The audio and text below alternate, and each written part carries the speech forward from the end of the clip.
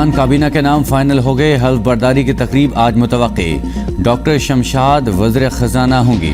جلیل عباس جیلانی وزیر خارجہ. سرفراز بگٹی کو وزیر داخلہ بنایا جا سکتا ہے. تابش گوہر وزیر توانائی ہوں گی. نگران وزیراعظم کی جانب سے کابینہ کا اعلان اب تک نہ ہو سکا. وزیراعظم انوار الحق کاکڑ سے مشاورت کا عمل مکمل کر لیا.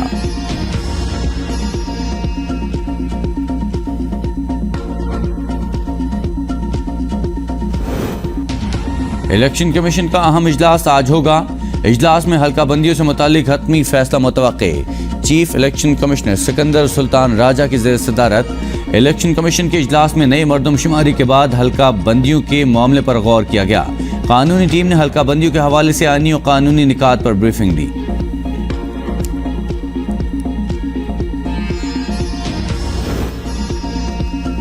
چیئرمین پی ٹی آئی کے خلاف سائفر کی گمشدگی کا مقدمہ درج. سائفر گمشدگی کے معاملے پر جی آئی ٹی ممبران نے چیئرمین پی ٹی آئی سے اٹک جیل میں پوچھ گچھ کی. سائفر تحقیقات میں جی آئی ٹی کی جانب سے اعظم خان کی طلبی.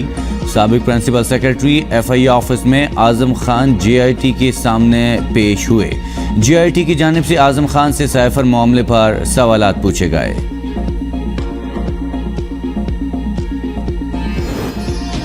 کراچی میں سچل تھانے کی پولیس موبائل پر نامعلوم افراد کا گرینڈ حملہ اس وقت ہوا جب پولیس موبائل معمول کے مطابق علاقے میں گشت کر رہی تھی.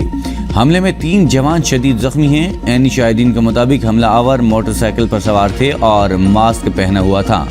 زخمی کو قریبی ہسپتال منتقل کر دیا گیا. نامعلوم حملہ آور اندھیرے کا فائدہ اٹھاتے ہوئے فرار ہو گئے.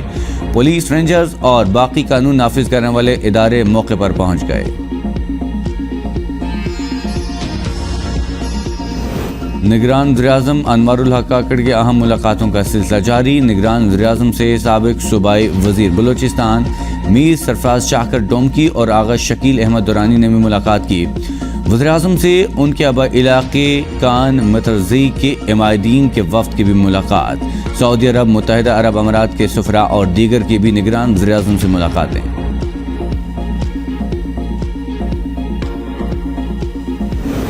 فیصل آباد کی تحصیل جڑاوالا میں توہین مذہب کے مبینہ واقعے کے خلاف احتجاج کرنے والے مشتعل افراد نے درجنوں مکان، گاڑیاں اور مال و اسباب جلا دیے.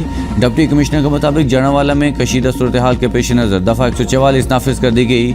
نگران وزیراعظم انوار الحق کاکڑ نے جڑاوالا میں اقلیتوں کی املاک پر حملوں کے واقعے کا نوٹس لیتے ہوئے ملوث ملزمان کی فوری گرفتاری کی ہدایت جاری کر دی.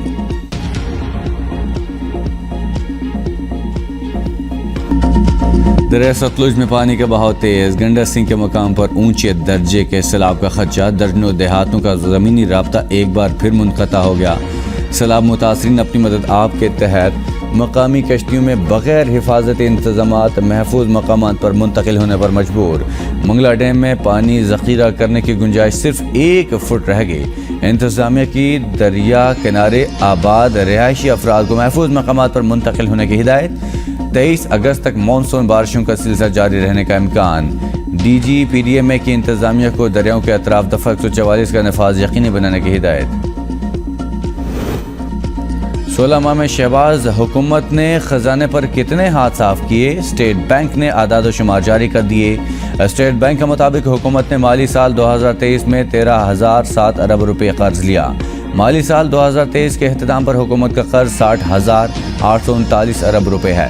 حکومت کا مقامی قرض 38,808 ارب روپے اور بیرونی قرض 22,030 ارب روپے ہے. سپریم کورٹ بار کی نئی حلقہ بندیوں کا شمار تحت انتخابات کے فیصلہ کا عدم قرار دینے کی استدعا. مشترکہ مفادات کونسل کے فیصلوں کے برخلاف عام انتخابات 90 روز میں کرانے کے لیے درخواست دائر. الیکشن کمیشن کو 90 روز میں عام انتخابات کرانے کی ہدایت دی جائے. درخواست میں استدعا خیبر پختونخوا اور پنجاب کے نگران وزرائے اعلیٰ کی مشترکہ مفادات کونسل میٹنگ میں شرکت کو غیر قانونی قرار دیا جائے. سپریم کورٹ حکم دے الیکشن کمیشن ہر صورت 90 روز کے اندر انتخابات کرائے.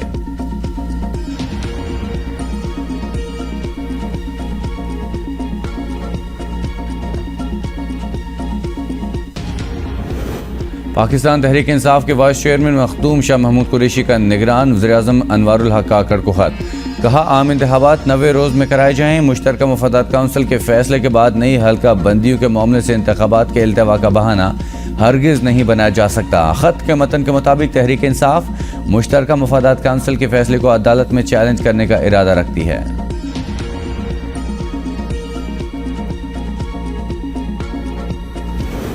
وزیر اعلیٰ بلوچستان میر عبدالقدوس بزنجو نے نگران وزیر اعلیٰ کی نامزدگی کے لیے پارلیمانی کمیٹی کے اراکین کے نام فائنل کر دیے۔ حکومتی پارلیمانی کمیٹی کے نام اسپیکر بلوچستان اسمبلی کو ارسال۔ پارلیمانی کمیٹی میں وزیر اعلیٰ میر عبدالقدوس بزنجو، سردار عبدالرحمان کیتران اور زمر خان اچکزئی شامل۔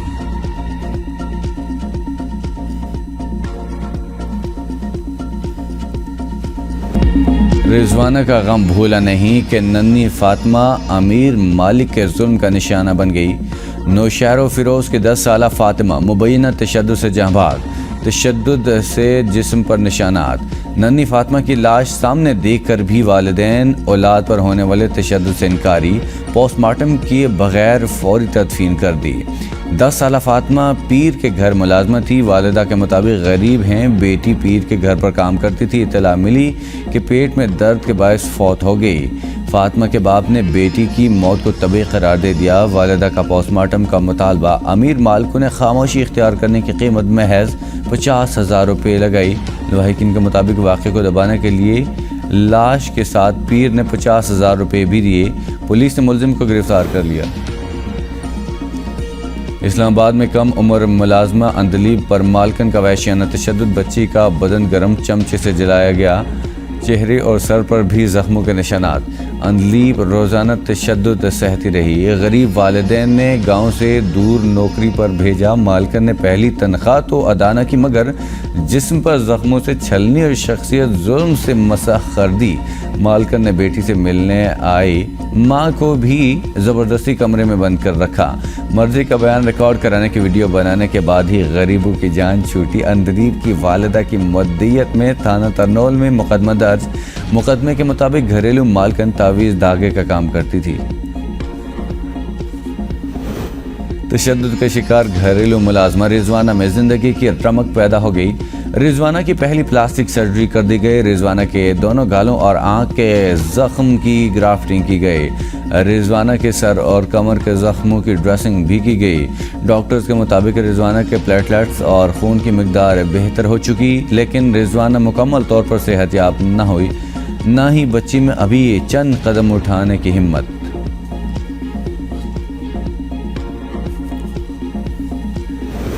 بے نظیر بھٹو ہسپتال میں خاتون سے زیادتی کا معاملہ۔ پولیس نے مقدمے میں نامزد مرکزی ملزم کے بھائی ارسلان کو بھی گجر خان سے حراست میں لے لیا۔ مرکزی ملزم فیضان سعید تاحال فرار۔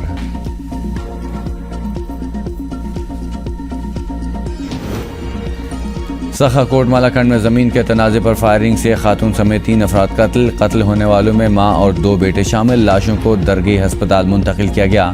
واقعے کے بعد ملزمان جائے وقوع سے فرار۔ مالاکنڈ لیویز کا تحصیل درگی کے سرحدی علاقوں میں ناکہ بندی کر کے ملزمان کی گرفتاری کے لیے سرچ آپریشن۔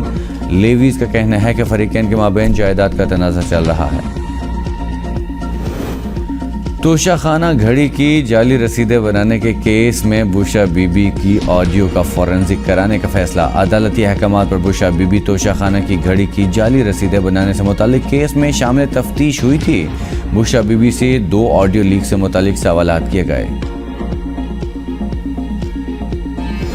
شہریار افریدی اور شاندانہ گلزار رہا۔ ہائی کورٹ کا تحریری حکم نامہ ملنے پر شہریار افریدی اور شاندانہ گلزار گھر روانہ۔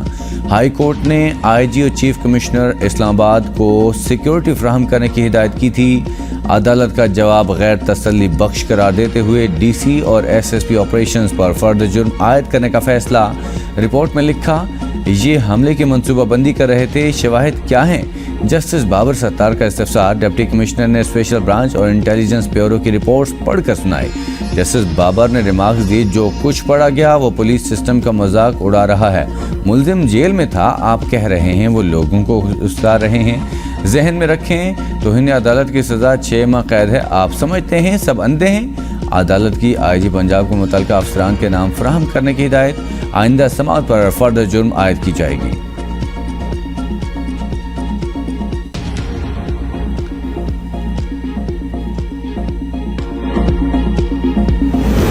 توشہ خانہ کیس میں چیئرمین پی ٹی آئی کی سزا معطلی اور ضمانت کی اپیلیں 22 اگست کو سماعت کے لیے مقرر۔ اسلام آباد ہائی کورٹ کے چیف جسٹس عامر فاروق اور جسٹس طارق محمود کیس کی سماعت کریں گے۔ عدالت نے فریقین کو سزا کے خلاف اپیل پر نوٹس جاری کر رکھا۔ گجر نالہ عمل درآمد کیس میں وزیر اعلیٰ سندھ کو توہین عدالت کا نوٹس جاری۔ سپریم کورٹ نے وزیر اعلیٰ مراد Ali Shah, chief secretary commissioner Karachi اور ایڈوکیٹ جنرل کو آج طلب کر لیا۔ مراد علی شاہ 1-2 روز کے وزیر اعلیٰ ہیں، جیل بھیج کر کیا کریں گے؟ عدالت کے ریمارکس۔ وکیل فیصل صدیقی نے کہا، سپریم کورٹ نے 25 اکتوبر 2021 میں آخری حکم دیا تھا، 2 سال ہو چکے، کسی ایک شخص کو گھر نہیں ملا، 4 میں سے صرف 2 چیک ادا کیے گئے۔ جسٹس محمد علی مظہر نے ریمارکس دیے، آپ نے اس وقت توہین عدالت کی درخواست کیوں دائر کی؟ آپ 2-3 ماہ پہلے ہی سپریم کورٹ آ گئے۔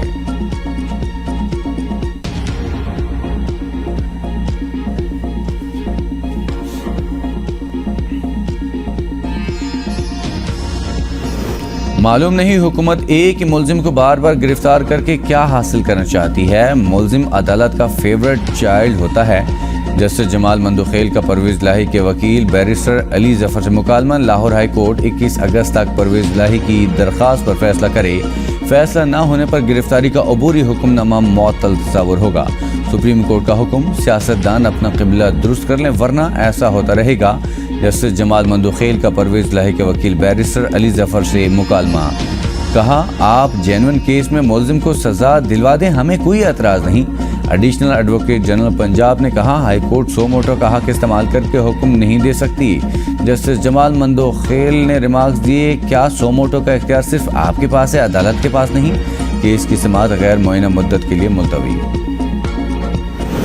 سابق وزیر اعلیٰ گلگت بلتستان خالد خورشید کے خلاف جعلی ڈگری کیس میں گلگت سٹی تھانے میں مقدمہ درج۔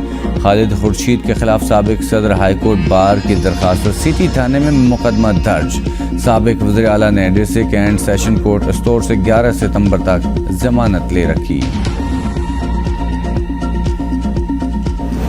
اداکارہ منصا ملک اور اداکارہ علیزہ شاہ کے درمیان صلح۔ اداکارہ منصا ملک نے علیزہ شاہ کے خلاف تشدد کی درخواست دی تھی۔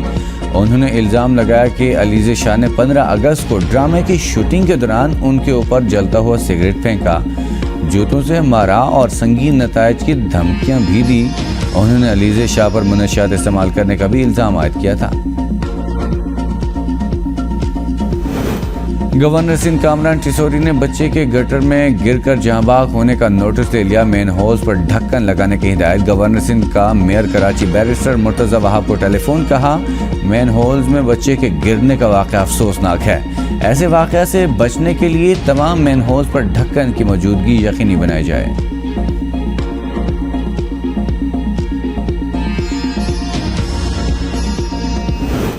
سانحہ بہاولپور کے شہداء کی 36ویں برسی 17 اگست 1988 کو جہاز کریش ہونے سے صدر جنرل محمد ضیاء الحق اور دیگر چل بسے۔ قومی فاسٹ بولر وہاب ریاض کا انٹرنیشنل کرکٹ سے ریٹائرمنٹ کا اعلان۔ پریس کانفرنس کے دوران عابدیدہ کہا، انٹرنیشنل کرکٹ لیگز پر توجہ مرکوز رکھوں گا، پی سی بی، کوچز اور فیملی کا مشکور ہوں۔ باتیں ہو رہی تھی کہ میں نو بال زیادہ کرتا ہوں، اسے کنٹرول کر لیا۔ زندگی کے بہت سے خوابوں میں سے ایک خواب پاکستان کے لیے کھیلنا تھا، خوشی ہے جب بھی میدان میں اترا پاکستان کا نام روشن کیا۔